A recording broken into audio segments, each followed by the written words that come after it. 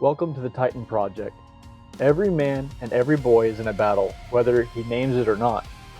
Some battles are loud and obvious, others are quiet, internal, and fought before anyone else wakes up. This project exists because drifting is easy, but direction must be chosen. Strength does not appear by accident. Faith does not grow without intention.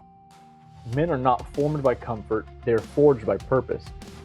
The Titan Project is built to provide direction and encouragement through a simple but demanding framework, the 5F lens. This lens is not theory, it is not hype, it is daily compass for real life. Faith, family, fitness, finances, and fun are its core pillars. Faith is anchoring your identity and decisions in truth, not emotion. Family is leading, protecting, and serving those entrusted to you and those who trust you.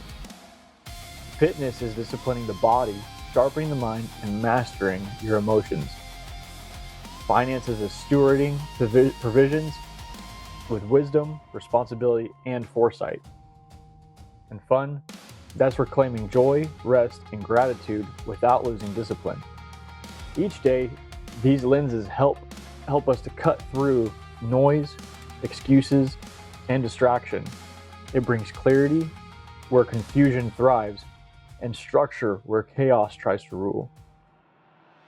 This is not about perfection. This is about showing up.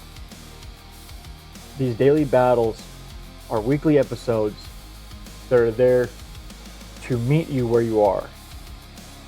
Whether you are a man rebuilding his foundation or a boy learning how to stand. Some days will feel strong, others will feel heavy. Both matter and both count. Here, we do not ignore weakness, we confront it. We do not numb the pain, we refine it. And we do not wait for motivation, we move with conviction. Every episode is a battle that is meant to remind you of one truth. You were not created to wander, you were created to walk with direction, fight with purpose, and live with intention. So, pick up the lens, engage the battle, build the man. This is the Titan way.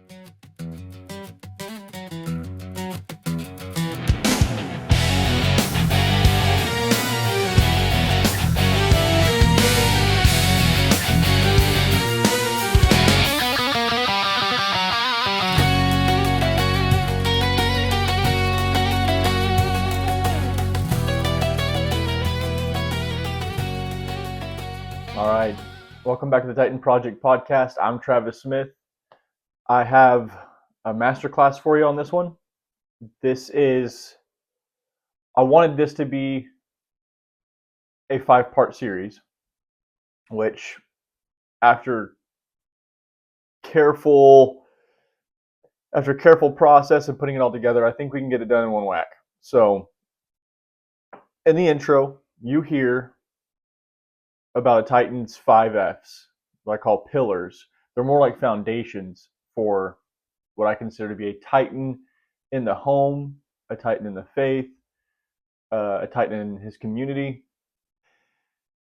We're not here to worship Titus, but I think it's a really cool play on words to use Titan for my project. And I say Titan project because it helps bring us closer to what our purpose is and being Titans of the faith for Christ, for our communities. So I say all that to say, in the intro to the podcast, you hear me say the core pillars or the 5Fs: faith, family, fitness, finances, and fun, in that order of importance. So on my Instagram page, you can go see, on the Titan Project Instagram page, you can go see some of these diagrams I've put together of your 3 basic foundations and then the 2 top tier. It's on a pyramid, and their importance level shrinks as you get to the top. So before we dig into the 5 pillars, security clearances, foundations, however you want to see it, I want to propose to you a universe. In this universe, there is no God. Because there is no God, there's no moral law, only preferences. Right and wrong are not discovered, they are negotiated, enforced by whoever has the most power in the moment. People are born, but they are not received. There is no sacredness to life, only biology. A person does not ask, "Who am I?" They ask, "What can I get?" There is no concept of being made in an image. There is no reason to honor one another beyond utility. Human worth fluctuates based on usefulness, strength, beauty, or leverage. As far as their family and community goes, there is no real family, only temporary alliances tied to survival or blood proximity. Parents do not steward children, they manage dependence until they become inconvenient. Marriage is not covenant, it is contract. Community is not responsibility, it's convenience. When sacrifice is required, relationships dissolve. As far as their self-governance goes, there is no self-governance. Because there is no self to govern, only impulse. Discipline is seen as repression. Self-awareness is mistaken for weakness. Health is reactive, not proactive. People treat pain, but never address purpose. The body is either indulged or is discarded. And for their value and resources, there is no grounded value system. Resources are hoarded or exploited. Time has no eternal weight, only urgency. Currency exists only to extract power, not steward provision. Work is survival, not calling. Provision is seized, not entrusted. Fun and pleasure, well, fun is escapism. There is no concept of clean joy, only distraction. Pleasure is used to numb anxiety that no one can explain. Because there's no higher meaning, people chase stimulation harder and faster until even excess feels empty. What's the moral outcome for all this? Nothing is forbidden, yet nothing is safe. Justice becomes revenge and paperwork. Freedom becomes isolation. Love becomes chemistry. And hope becomes denial. In this universe, no one is evil on purpose, but no one is good on principle either. Everything is allowed, nothing is anchored.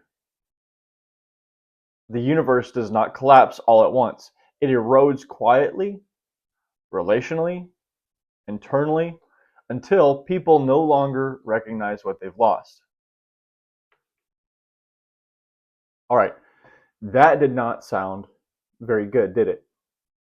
That is a world without a God. That's a world that someone would like to believe came from the Big Bang Theory, right? If there is no God, there is no moral law. Everything's out the window. Okay, you're not important. Nothing. Your feelings aren't validated. You don't have any real worth. You are what one of my favorite theologians says is space dust, and you came from a sea monkey, and you have no purpose, and you're an accident, and so is the person next to you, and so am I. Therefore, I don't have value. You don't have value. If I want something of yours, I can take it. If I want your wife, I can take her and possess her. And I can go possess any land I want without regard to what's in it already. And that's the kind of universe that we just depicted as a universe without God. Nobody has real meaning. Everything's on the table as far as what's allowed, what you can do, sexually immoral things, what we consider immoral things, because there is no morality. And anybody can come hurt me, take my wife, do anything what they want with the children, anything they want with my possessions, because it's not wrong. There is no sense of morality. And as much as people would like to say, oh, well, we've advanced as an evolutionized society to know, what's right for each other. And that's simply not true. Our Bible, which has been proven by history and archaeologists over and over and over again, says that the law is written on our hearts. So that's universe one. That's what I wanted to propose to you. That's the life without God. And that is why I've spent a good amount of time putting this together for myself, for you. And this is going to cover today those 5 very crucial foundations for any man wanting to get his life more organized for his purpose. In this episode, we are going to walk through the lens, the filter, the foundations that every Titan must use while interacting with the world. These are not opinions. These are stages of discernment that I've put together. Every thought, every invitation, every purchase, every word spoken, and every action taken must pass through these filters before they are allowed to enter. Before they're allowed to enter our homes, our hearts, or our families. And just as importantly, these same filters must be used and applied before anything leaves us, comes out of our spirit, to our mind, to our body, or to our mouth. Nothing enters casually and nothing exits carelessly. Everything on this planet was created. It was done with intention. And right now I'm covering a lot of stuff in Greek. I've put myself through a I don't even know what we're going to call it going into the future, because we call it YouTube University, right? I don't know what we're going to call going to school with Chat GPT, but my professor's Chat GPT. I am making sure that it is on point most of the time, and I'm going through a class on Greek right now with it, and it's putting together curriculum for me, learning how to read, write, all that stuff. But one of my favorite words that I'm using this is prophairesis. I believe I'm saying that correctly. Prophairesis. And that is deliberate choice or moral purpose and intentional will. This is something that's premeditated, pre-planned, and it is absolutely on purpose. There's not one bit of it that's accidental. So the will of God is prophairesis. God spoke the universe into existence with prophairesis, with intention. Creation itself was not accidental. It was spoken, ordered, and directed by his words.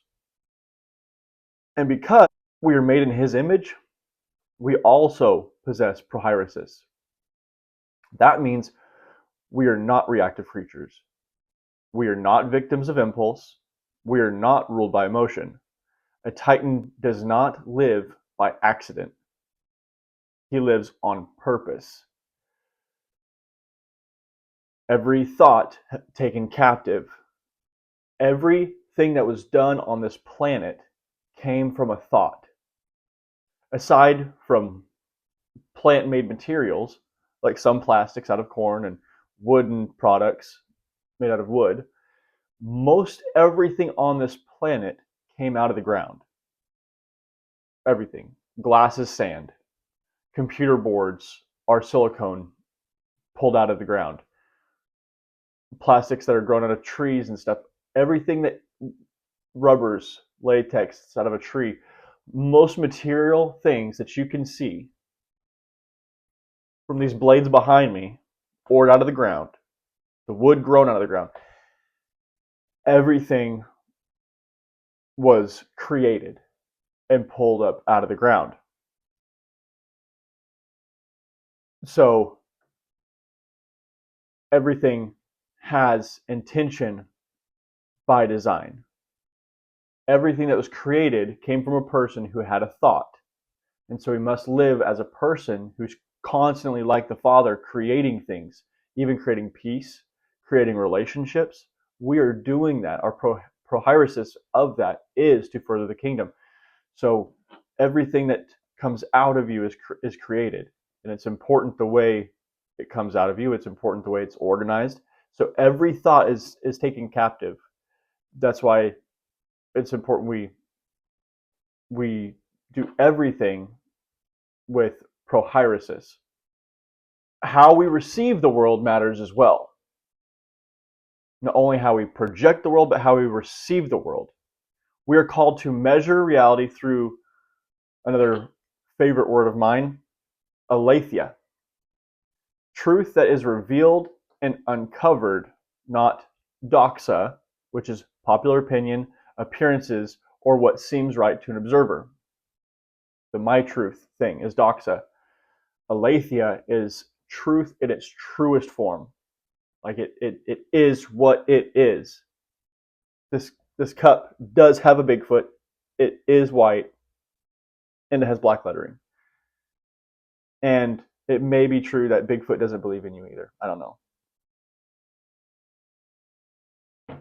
But it is truth in its truest form. It doesn't get any more real than what it is. That's aletheia. The Titan lens rejects surface level living. We do not ask, how does this look? What will people think? Is this normal? The Titan asks himself, is this true? Is it aligned? And is this purposeful? The 5 F's are how we measure our prophairesis, both what we receive and what we release. Nothing bypasses this system.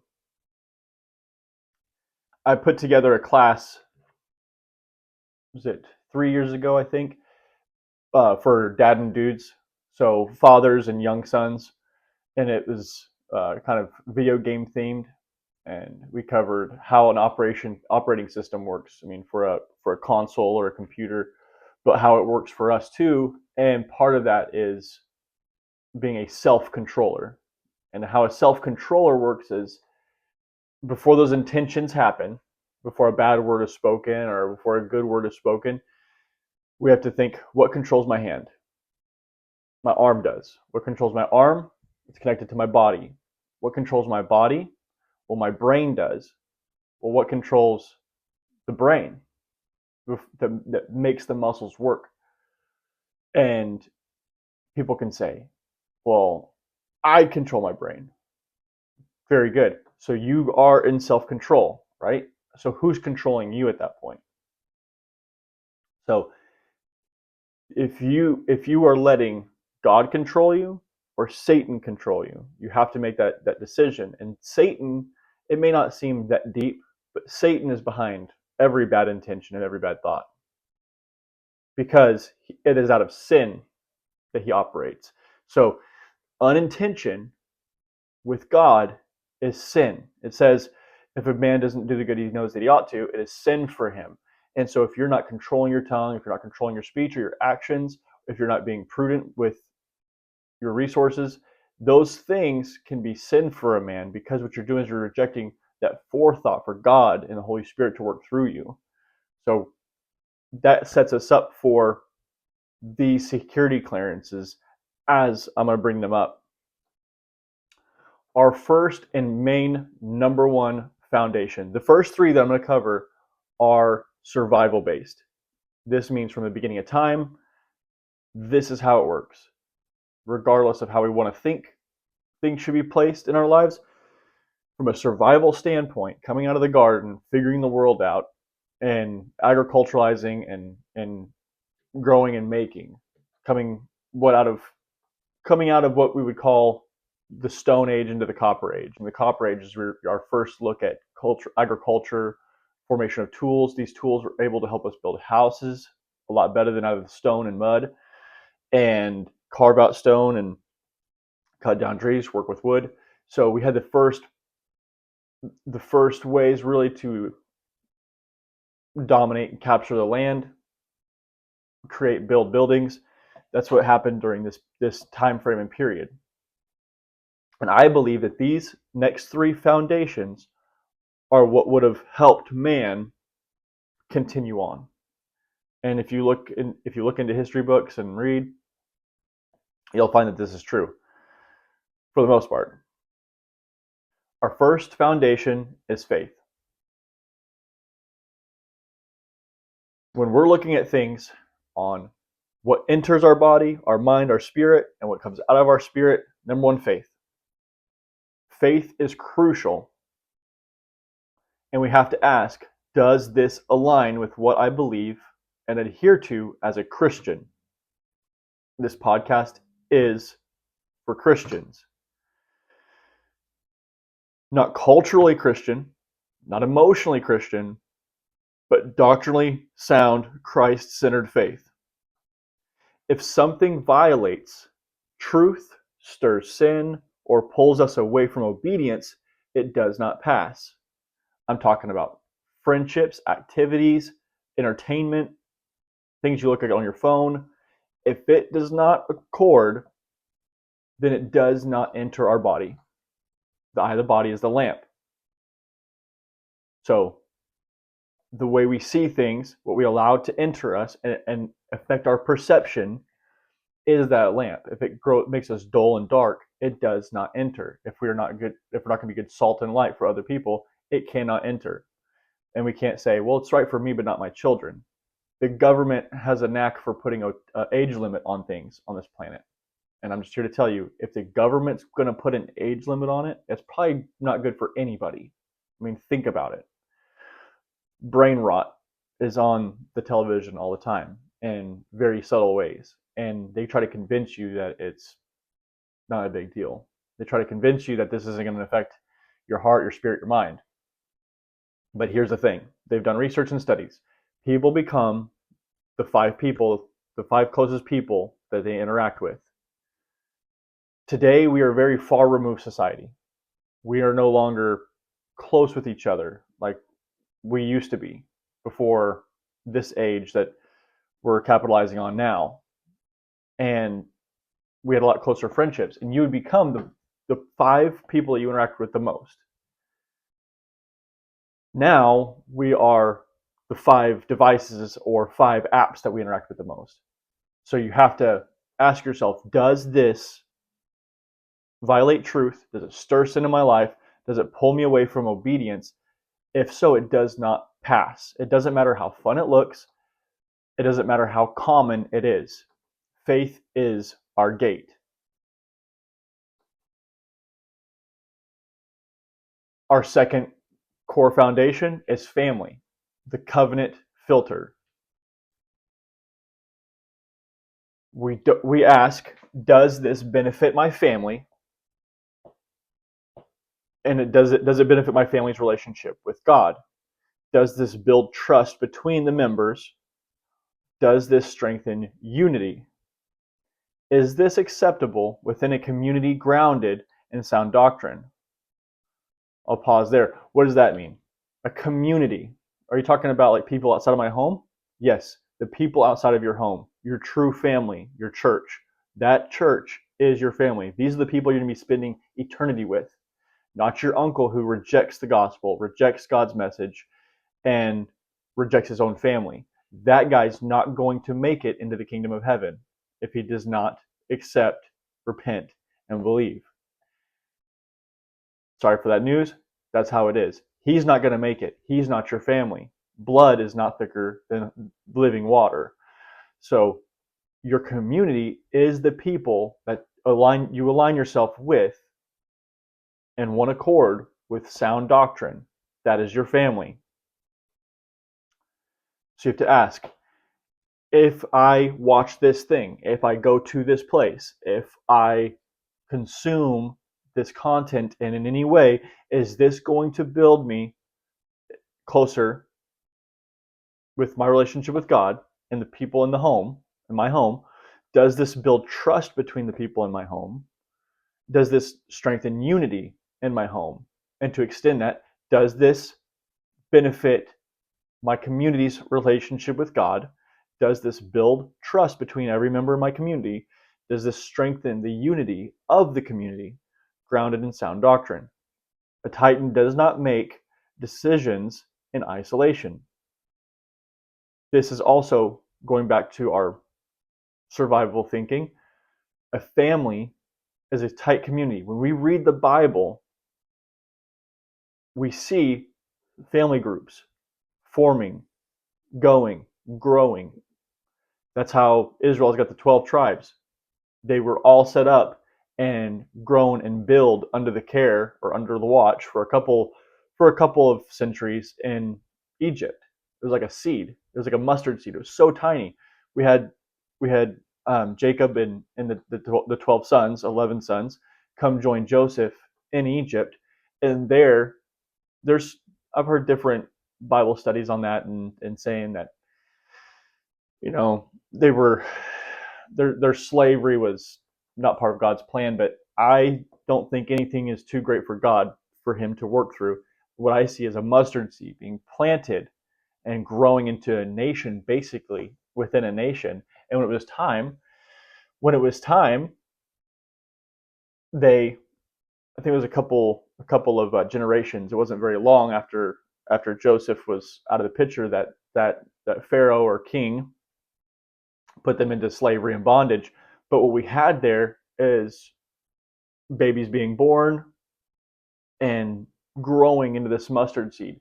And just like the shell of a seed was like Israel's growth in Egypt. And once it built up enough nutrition and value, that had to break the seed, and they had to get out of there and split the seed, right? It split the seed, and that sprout grew out. It could not have done that without family. Most villages, when we look at Western culturalization, it started with small families that grew into tribes that grew into a nation. And that cannot happen. So faith, going back to my original episodes, faith is purpose.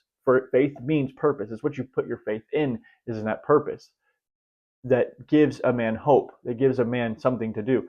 And your faith in that is what aligns you with your purpose and gives you motivation. If you find yourself unmotivated, it's because you don't have faith in anything. Covenant family is our next foundation. It's the next core thing you need for survival. Because if you get hurt, you need people to help you. If you're not doing so hot, you need people to help you. You may get bored without helping other people. So family is very important, and community family is very important. The next thing we look at on our foundation is fitness.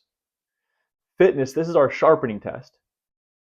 It's not just physical. When people hear fitness, they say, well, got to get in the gym, got to start tracking my calories, got to start blah, blah, blah, blah, watching my weight.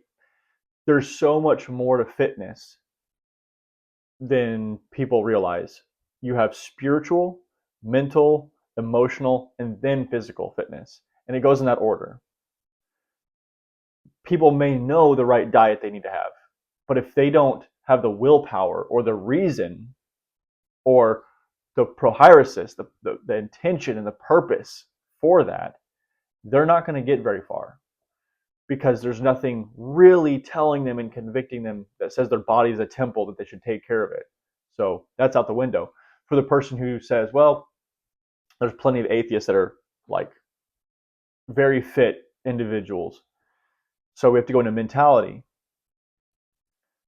Mentally, you have to have discipline. You have to have fortitude. You have to have a sound mind. So not only do you have to have a healthy spirit, and within your spirit is where you're getting your intentions. And even for the person who says, no, I'm an atheist, but I'm good. Well, there is no good for you if you're an atheist. There is no such thing as good. But you're right, there is good in you, and that's the Holy Spirit working through you, whether you know it or not. God still uses people that don't believe in him. They just don't know it, and they don't accept it. So I've met some really good people. None are good except for the Father, Jesus tells us. But I'll use humanistic standards with you. There are good people who do charitable deeds, who don't hold grudges. I know more atheists that don't hold grudges more than I do Christians. So they give to the needy. They're great fathers and husbands. And I pray that they wake up and realize who's giving them this gift. But that's still spiritual, whether they want to admit it or not. That comes out of good intentions. All of our intentions, our prophairesis, that comes from spiritual fitness. So the people that can't forgive, they can't get over things, they don't care about the needy, they don't care about the orphan and the widow, it's only me. Those things are those selfish things. That's spiritual. That's not healthy fit, that's not fitness spiritually. fitness spiritually aligns and accords with what Galatians would tell us with the fruits of the Spirit. So I kind of went back to spiritual, but I'll go back forward to mental. Mental fitness. Are you getting dumber? Are you allowing things into your life that are making you dull, that are dulling your blade? Mentally, are you actively learning something new? Are you consuming brain rot on the TV? Or are you getting sound, good stuff? Like, you can either watch a reality TV show, that's brain rot. That's you watching other humans live their life. You're not living your life. You're not doing anything to benefit you. Go watch a documentary. You want to know some things? Get smarter. Go watch a documentary. Not all documentaries are great. Not all of them may be lawful, but they're not good for you, right? Most of them you can, if you're learning history, economics, finances, things that are going to make you a better person for your going backward community and your faith.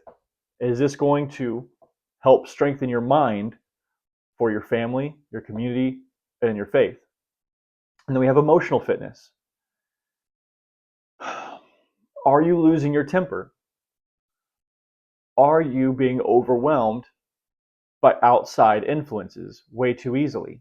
This is emotional fitness. This is not a man who is self-willed but self-controlled. God-willed, self-controlled. This is a man who has control of his emotions. When another person's in their face screaming at you, if someone's in your face screaming at you, do you have the fortitude and willpower to take a step back and not engage? That in itself is emotional fitness. When the kids are going crazy at home, do you have emotional fitness to not yell, get angry, get riled up, damage relationship? There's a difference between being the father, who should be a shepherd, okay, not a slaughterhouse, but the shepherd. Or is your emotional fitness good enough to teach them how they should act? And then we have the physical. Yes, your body is a temple. Yes, you do need to take care of your body. I'll be the first one to admit hypocrisy with the diet. I love sweets ever since I was delivered from alcoholism and nicotine addictions. I now have a sweet tooth. I love me some Hostess and Little Debbie's. Do I drink too much caffeine and coffee? Yeah, sometimes I can feel when that starts affecting my physical, it starts affecting my mental and emotional fitness. So the things we consume, the foods that we put in our bodies, those attribute to your temple and it being able to do the job that it needs to. If your body is overweight, say you're for the most part healthy, but your body is overweight and you lose balance on something, or you could get hurt if there's too much weight on the body. And bones can only support so much. They say the clavicle can only take, I think, 5 pounds of pressure, and every bone in your body has its own test limit. So whenever we add weight to our bodies, even if there's muscle, it's still weight on the bone. So your structure still can't take too much. So is it operating the way it should? Is it fit? Is it fit for good works? If Jesus were to tell you, hey, don't take a staff, or only take one staff, take one cloak, go walk 12, 20 miles and go spread the gospel for me. Can you go do that? Can you go walk? If you can't, then it's time to probably start working on that physical temple. Because here's the thing, if you aren't fit in all of these ways, spiritual, mental, emotional, and physical, you cannot do anything of good works for your community. It's not going to happen. You must get these down. You have to ask this question, does this sharpen me or does this dull me?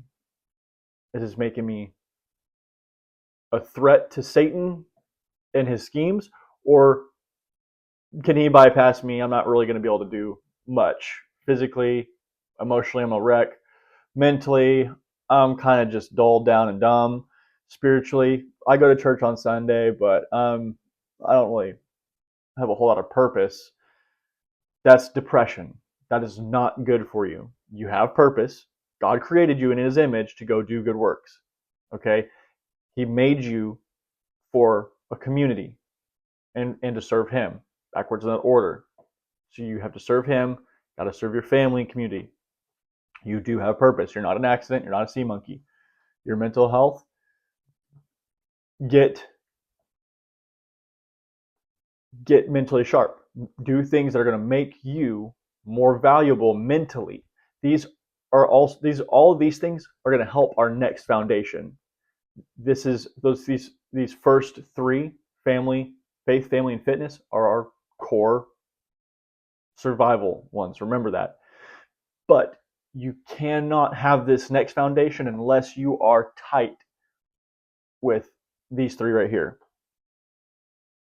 So remember, does it improve my discipline?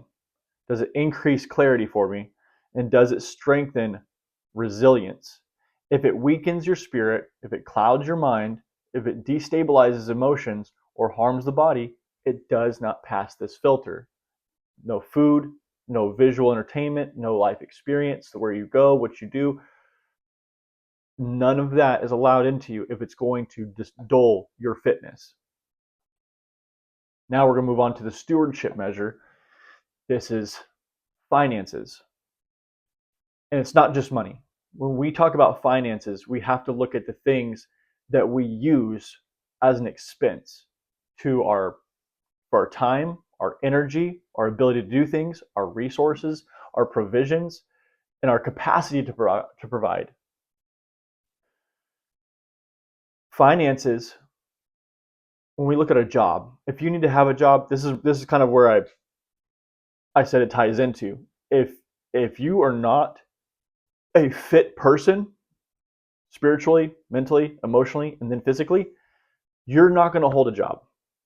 You're going to be fired. You're not going to be able to have those financial resources that you need to support a home in today's modern society.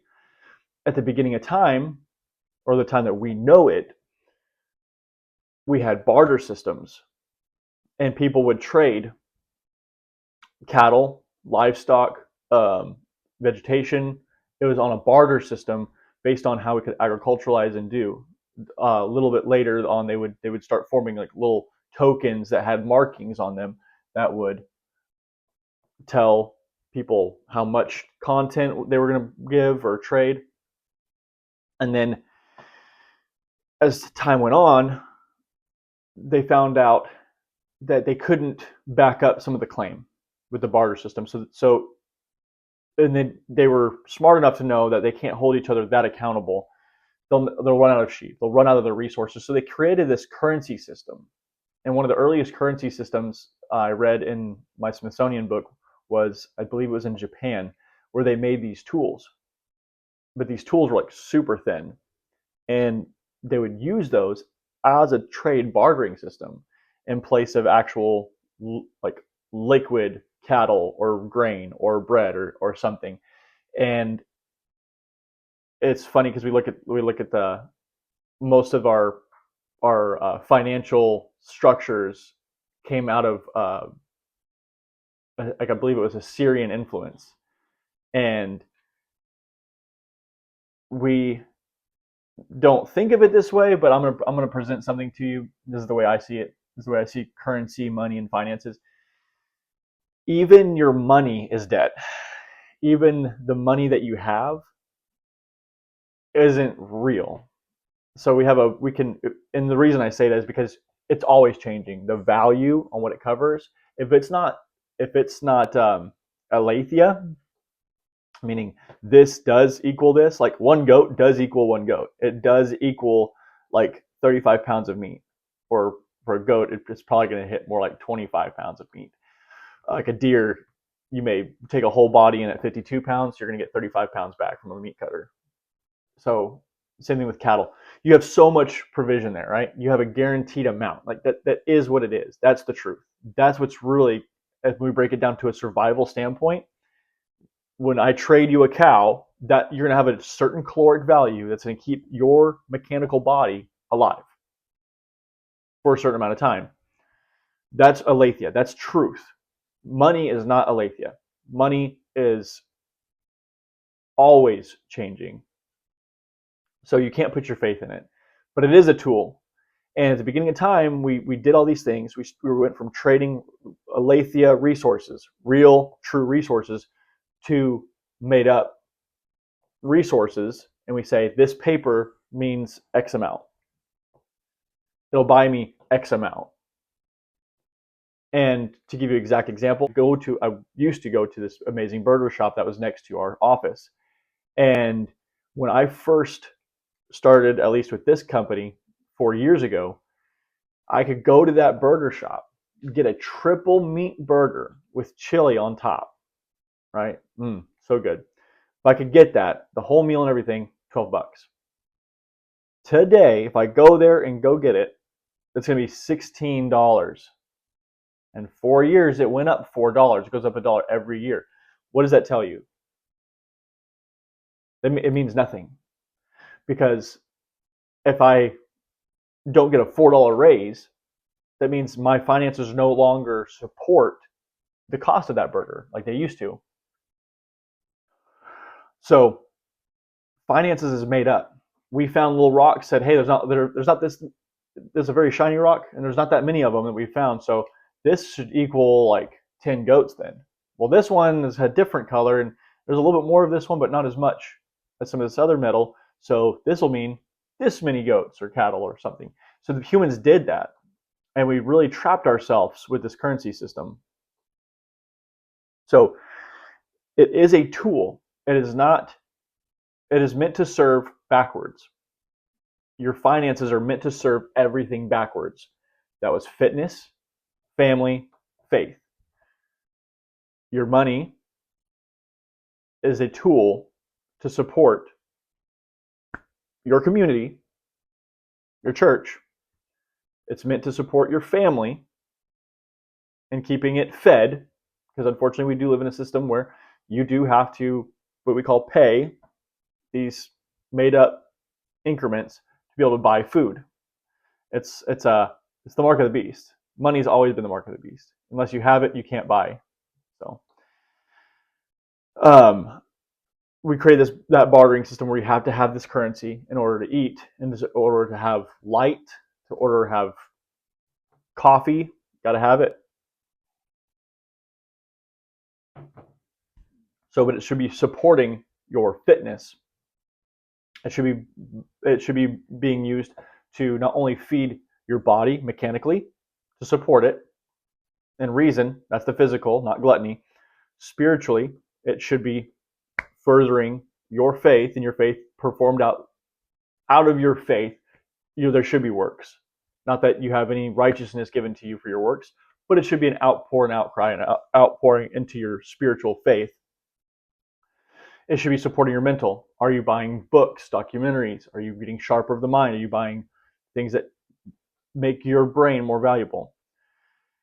Are you buying things that are adding chaos to your life or supporting your emotions? And then once again, physical. Are you buying healthy foods? Are you using that money for like a gym membership? Is it going to something that's going to make your body better? And then going past the currency, though, it's not just money. Your time. How is your time being spent? That's part of your finances. How is your time being spent toward your faith? Is your time being spent to your family? Is your time being spent to working on your fitness? On all those 4 areas? Is the capacity to provide that you have financially, because time is money, and your body, everything you do on your body takes a toll. You're going to have hurt backs, pulled muscles. All that stuff is cost on your body, because your body in itself is a finance, and your body is in itself a limited resource on this planet to do good works. It only has so much time, or it only has so much physical ability before it finally runs out of currency. It's on its own bank account. So this is stewardship, though. You have to ask, am I stewarding with what God has entrusted to me, or am I draining it? Am I draining my time? Am I draining my energy? Am I draining my ability? Am I draining my resources, provision, or capacity to provide? Every good thing can fail this filter for the wrong reason and for the wrong season. Not everything is meant for the season. Right now, this season of my life, I'm very limited on time. I'm very limited on ability and resource to do a lot of things. I have a pregnant wife. I've got 4 kids that need my time. They don't demand my time, and I'm not burdened by doing things to my children. That's a blessing and a gift that I get to do that. It's a blessing and a gift that I have a wife that I can serve in the home, that I can take care of, that I can wash dishes for, that I can help pick up the house. The house in itself is a blessing. So am I stewarding what God has entrusted to me, or am I draining it? This last foundation, and it's hardly a foundation because this is on the very tail end of survival of humans. So going back, our 3 core foundations, faith, family, and fitness, are core for survival. Got to have them. They're constant. They never change. They're mathematics for your life. It doesn't matter how much you want 3 to equal 4. It doesn't. 3 is 3. 1 is 1. 2 is 2. That's how it works. That's the aletheia of it. But finances, ever changing, because it's affected by seasons in your life. You're not going to always have the same amount of money that you had last month. You may have more, and that's a blessing. Or it's a blessing to be able to bless through that if you can. With the right season, though, this next one is fun. Because fun is somewhat of value. You have to enjoy your life here on the planet. You're only here for a certain amount of time. It's not meant to live in just absolute misery of, oh, I have to serve my faith community. I have to serve my family. Oh, I have to take care of my body. Woe is me. Right? We're not meant to live like that. We're meant to somewhat enjoy this planet. But it should be in a respectful, responsible way. It should, what we have instead of fun, we would trade off with joy. Does this produce real joy in your life? And fun is served. Fun should be served out of all those core foundations or filters. And you have to ask yourself before you do anything what you consider fun. Is this passing through my faith filter? Okay. Is this passing through my family filter? Is this actually going to be beneficial for my family and my community? And then it passes through the fitness. Is this actually good for me? Does it make me fit for good works? Does it make my mechanical body good? Does the programming and software in my mechanical body, is this going to help make it do good works? Is there going to be fruit produced out of this fun? And then finances, can I afford this fun? Is this something that's, I think it's fun, but I may not have the right resources for this. You have to ask, will this bring joy or unnecessary stress? Will this restore me, or is it going to distract me? Will this add peace to my life, or will this add chaos to my life? It comes last, not first. So we have to ask, is this going to allow me to have joy? And I can tell you, if it's not good for your faith, it's not going to be good for your family. If it's not good for your family, it's definitely not going to be good for your fitness. Therefore, it's going to probably be a drain to your finances. So there is a time and a season for everything. One of my passions is hunting, and I live in Texas, and I hunt on a leashed property. It can get pretty costly. It costs me, well, part of it's self-inflicted because my truck is 21 years old, 22 years old, that it costs me $150 to get to this police property and back. It's 150 there. Then if I stay, I'm usually staying for a weekend, full weekend. I'm going to spend about 150 in food if I don't just go and pre-plan and be responsible for my resources and buy like sandwich bread and stuff like that. If I go out to eat every day while I'm out there, then that's going to drain my resources. That's going to drain my finances. That's going to drain the resources for my family to succeed. That's going to drain the resources for my community and my faith. It's going to put a stronger, tight threshold there for my finances for that. And then the time away from family and the pursuit of harvesting game. I have to ask myself, is it necessary? No, it's not. We've got Pop-Tarts now, which are not great for you. We have agriculturalized meats. You know, I can go buy fish, I can go buy cattle, I can go buy pork. There's no longer a reason to hunt outside of just having a fun hobby that is wholesome, that does provide good, clean meat, that is healthy for the body. But is this fun? Yes, it is. But do my finances support it? A couple of years ago, no, there was no way I could financially pay for the lease itself, the amount of protein and corn that my feeders take that is a requirement to be a lease member. Those cost a lot of time, ability, resource. So it's a huge cost to my finances. The financial cost can sometimes hit my family. And if it's hitting my family, you can bet it's hitting my faith. And it's causing a disruption to like a tithe. So that's not really that great unless I have the provisions and I've ordered my life in a great way. Some other things that happened this year, we picked up another vehicle, had to have foundation work on the house. My resources financially have gotten a lot tighter than they used to be. I'm only going up in my career, which is great, which means more money, but I also have a higher cost. So my finances sometimes don't allow for hunting. It sometimes doesn't allow for golfing for you maybe, or whatever sport you're maybe into. If it's into something that costs more money in equipment or a mechanical device, or like if you like dirt biking and all that stuff, the upkeep for that.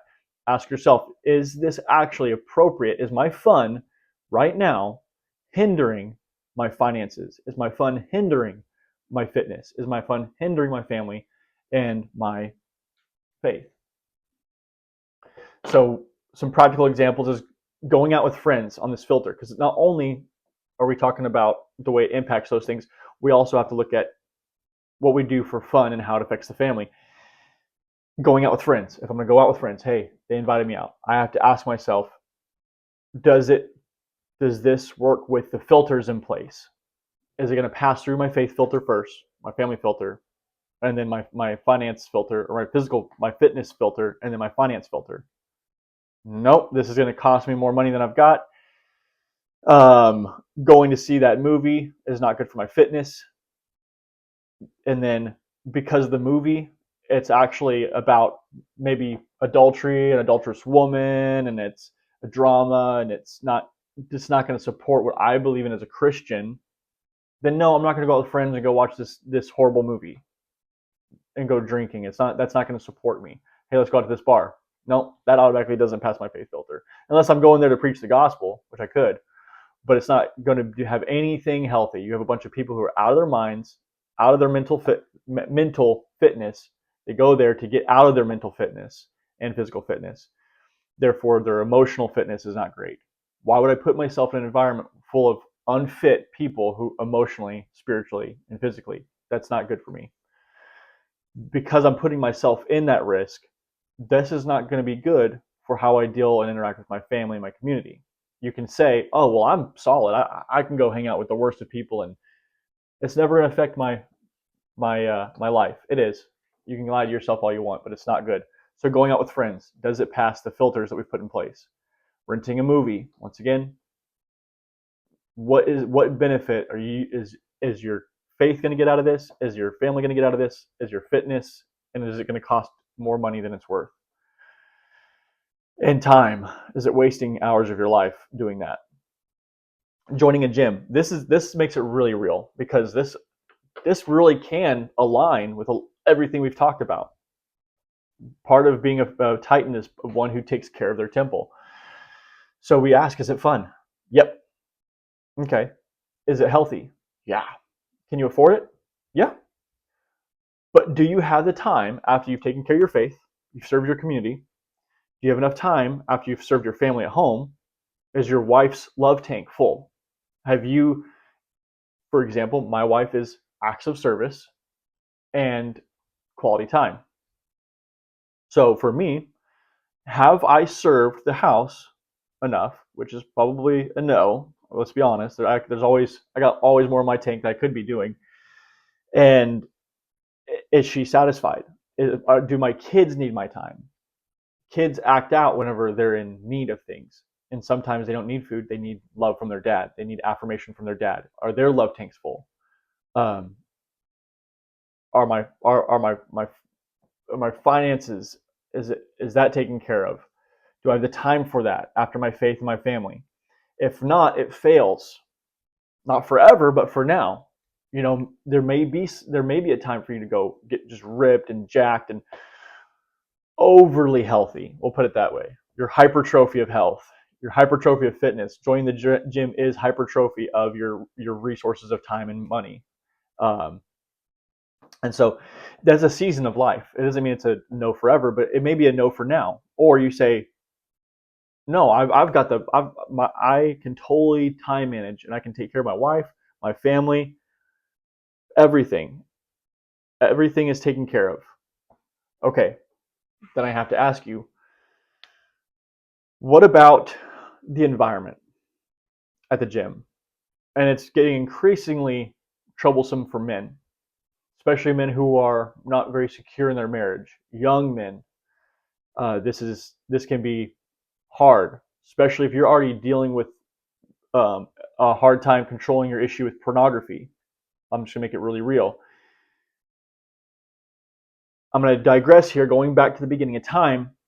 Men have always, since we covered ourselves with the leaves in the garden, or covered our shame, however you want to say it, we have tried to change the perception of woman. Man has been creating products to change the way a woman naturally looks. This is from Satan. Women today will argue with me and tell me this is simply not true. It's totally choice. They choose to beautify themselves. They choose to wear the certain clothing that they want to wear because they want to feel good, because they've been taught and indoctrinated and told what feels good. They've been told what looks good by man. And this is a very hard teaching because it totally is against our society today. And I say all that to say, when you go to the gym, for a woman in today's world to have confidence, and this is really sick and sad, they have to be showing waist. They have to be wearing skin tight pants, skin tight shorts, probably just wearing a sports bra. They're probably not going to be even wearing a shirt anymore, because they want to feel good. They want to have confirmation in their body. They may not be a Jezebel. They may not be trying to allure men. But the problem is, we've told them that this is what looks good. Immodesty is what makes you look good. Put that mud on your face, because we don't like to look at your face. Your natural face that God gave you isn't good enough. So you need to go ahead and church it up with makeup and all these clown tricks to make you look different.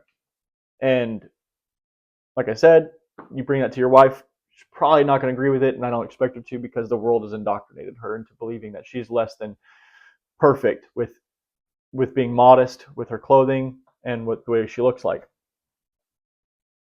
I say that to say, if you get a gym membership and you are struggling with porn and you're struggling to respect women as the created being and God, your sister in Christ, if they're a Christian, if you have a hard time respecting that, then this is not going to be good for your faith filter. And it's not going to be good for your family filter, because your eyes are not going to be focused on where they should be. They're not going to be honoring your lamp that's inside of you if you cannot control that. So as small and stupid as that seems, I know how it works. I've been there. You may not have a pornography problem. You go to the gym, you see some real physical things, it causes things in your mind. I have seen this happen, just to be very transparent with my own life. I overcame pornography quite a while ago, a few years ago. I was struggling, always kept it a secret from my wife. One day, was listening to a song, brought me to my knees, felt convicted, instantly told my wife what was going on. And since that point, it was a road to recovery on that, but it took a little while. But it took me being honest with her about the issues I was facing and the feelings I was having. I didn't keep it secret. I kept it out in the open for her to say, hey, I struggle today. I know for a fact this is an issue with going to a gym because I got a gym membership. I was like, yeah, I got a gym membership. And with the gym membership comes motivation. You want to stay motivated, right? So we go into different social media platforms to go see the content that supports our fitness. I'm a man. I like to have motivation. So seeing other dudes work out, seeing what I potentially could work towards in my physique, that's encouraging. Well, with that, if you look at your algorithm that does not lie, you will notice your algorithm of what you look up and what you spend more time looking at change. And it went from bodybuilding and it went from all this good fitness stuff, workouts, little 5-minute workouts, do a workout with me, to look, I'm going to get ready for a show. And they're like bulked up and jacked up. It went from that to slowly changing into women in yoga pants or short spandex or stuff changing. And I caught myself when I'm like, why is that popping up on my algorithm? Well, because it knows what you pause and look at. It keeps you honest.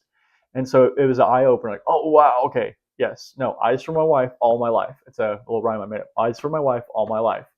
And so that's not good for you if you're struggling with that. Until you get that, you and Christ get that under control, the gym's not going to be a good place for you. I wish it was just full of modest women who were there with great intentions, really wanting to just make their body healthy for themselves, to live longer on the earth, to perform good works. But I don't believe that's necessarily true. I just don't believe that.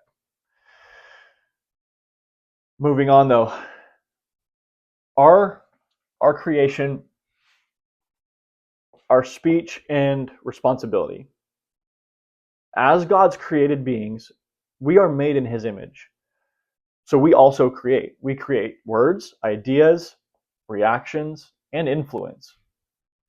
Before we speak or act, we must run our output through the same filtration system.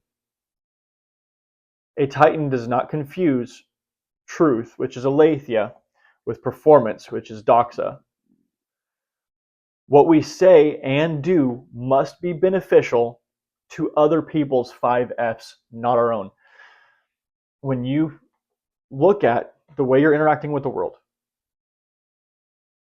we have to ask ourselves, what if everybody else on the planet was acting the same way I am? Is this going to be a good life? Going back to our original universe that we're talking about. If everybody on the planet acted like you, would that benefit them? Are they going to get sharpened? Are you iron sharpening iron? Are you dulling somebody else? We have to ask, am I affecting somebody's faith with the things that come out of my mouth? The funny thing that I'm saying, is that honoring to my wife? Is that honoring to my children? Would I say that to my pastor? Would you use that joke in front of a holy man? Would you use that joke in front of a holy man's wife? If no, then that's not funny. It just isn't. It's not beneficial. So if I say something to somebody, is that going to make them closer with Christ? Is it going to make them closer with their wife? Is it going to make them closer with their family? Using derogatory terms. That is a sin. Is it dulling or sharpening somebody else? You're not here for yourself. You're here to serve others. I'm not here for me. I'm here for you. That's why I feel called to do this. If I pointed you in a direction of watching unfit, unclean movies, going and doing unclean things like going to strip clubs or going to bars, that is unholy. That is not going to benefit you. It doesn't even matter if it's for a wedding. I don't know how many times I've heard a Christian man say, oh yeah, I'm going to my buddy's bachelor party. We're going to go to a strip club. How is that healthy for anything? How is that good for any good works? It's not. So it is our job in our community for good works, for good fitness, for good family and faith, to be accountable to ourselves and knowing and having enough self-awareness to know, is what I'm doing right now going to affect somebody else's faith, family, fitness, or perception of fun? We don't live for ourselves, but for others.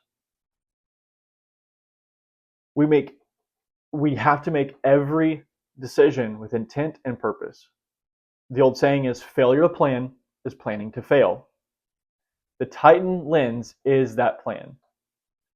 Clear filters, clear intentions, and clear truth. This is how Titans move through the world.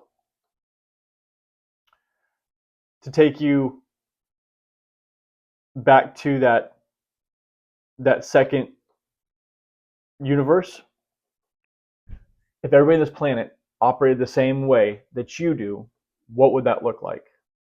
That universe doesn't collapse because people are cruel. It collapses because nothing is filtered. No intention, no order, no truth standard. Everything enters unchecked, everything exits unexamined. That's why we need these filters. That's why Titans do not live reactively. That's why the 5Fs exist.